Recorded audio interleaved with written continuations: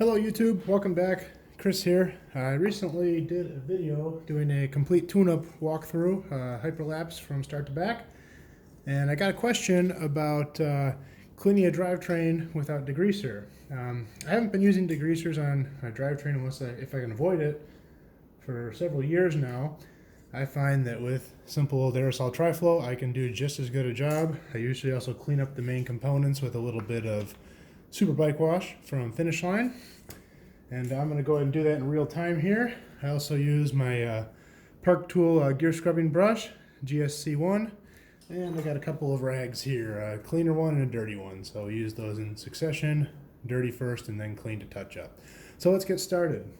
I've already removed the wheel here, put in a dummy hub. First thing I'm going to do is just get the chain soaked down with Triflow. A lot of people would use a degreaser for this, for cleaning. I find that I can do just as good a job without it, and it just kind of gets in the way and makes a mess. I mean, degreaser really isn't very good for your parts. It is very corrosive. A lot of them will say non-corrosive, but I don't really trust that. And you don't necessarily need it, so why bother with it if it's not totally necessary?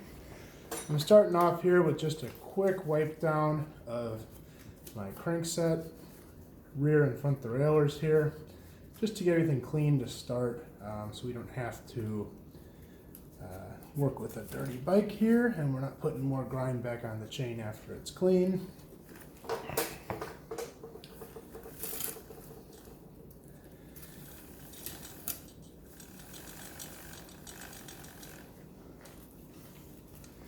And this bike is just one that's in for a tune-up here.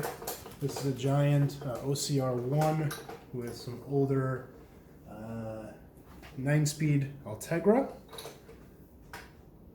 For my pulleys in the derailleur here, I'll do the same thing. A little bit of Triflow in there on both sides, and then I can just take a rag while spinning it and clean both sides of the pulley.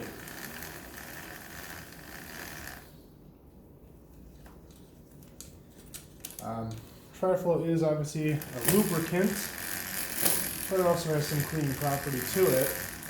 The only thing I recommend with it when using it on components like this, that's why I use the bike wash to clean it up afterwards. I don't like to leave a lot of lubricant on the surface of the component because it gets gunky and can get grimy again.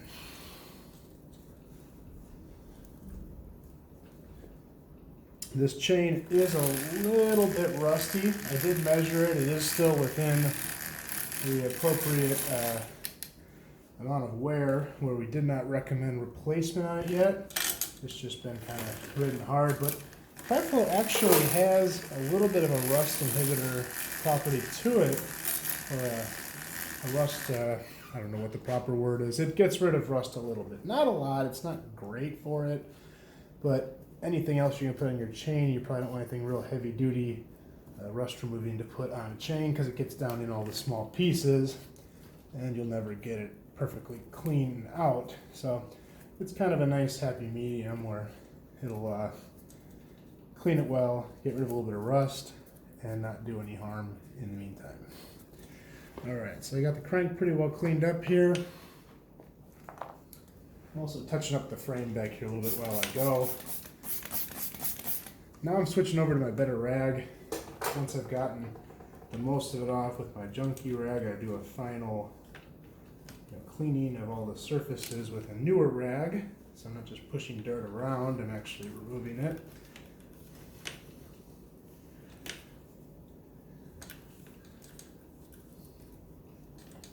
And yes, there are more thorough ways to clean this.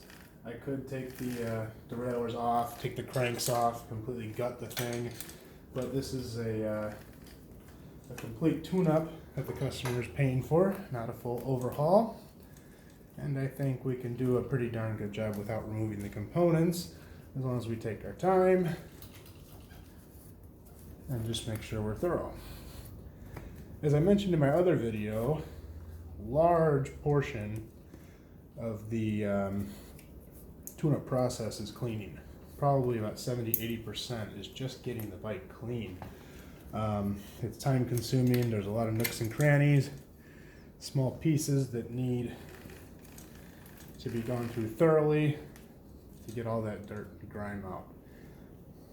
And the most people that bring me their bikes are not very diligent about keeping their equipment very clean. You'll notice I keep going back to the chain. I like to kind of do it in waves, take a little bit off, let it sit and soak a little longer. And then after I've done this, I like to take just a little bit of regular drip Triflow. Same stuff, I don't know why I always do this after, it's a little less messy. Soak the chain good. For video purposes, I'm going to take this off right away, but usually I'll let it sit for 10 minutes and soak in, which I'll do that after the video for this customer. But very important after you lubricate a chain to wipe off all the excess lube. One of the most common mistakes people make with bicycles is they believe lubricating a chain means to douse it in lube and then go ride. Well, you can do more harm than good doing that. If you leave a lot of lubricant on the chain, it's going to pick up debris and have a sandpaper effect. All that grime, dirt, dust is going to grind away all the metal components of the bike, and it's going to wear out everything faster.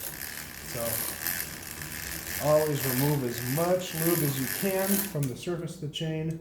The purpose of the lubricant is to be down in the chain, not on the chain.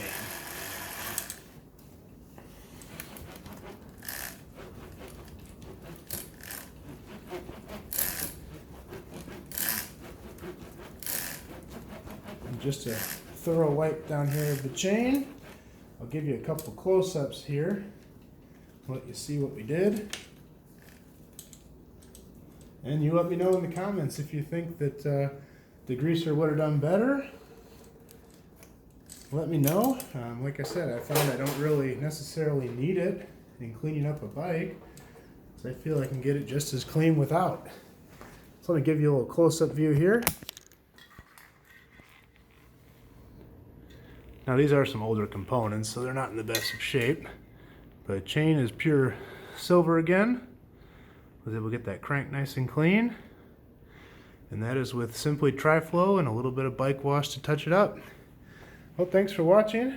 Hope you liked this video. If you have any questions, please leave them below in the comments, and we'll see you next time.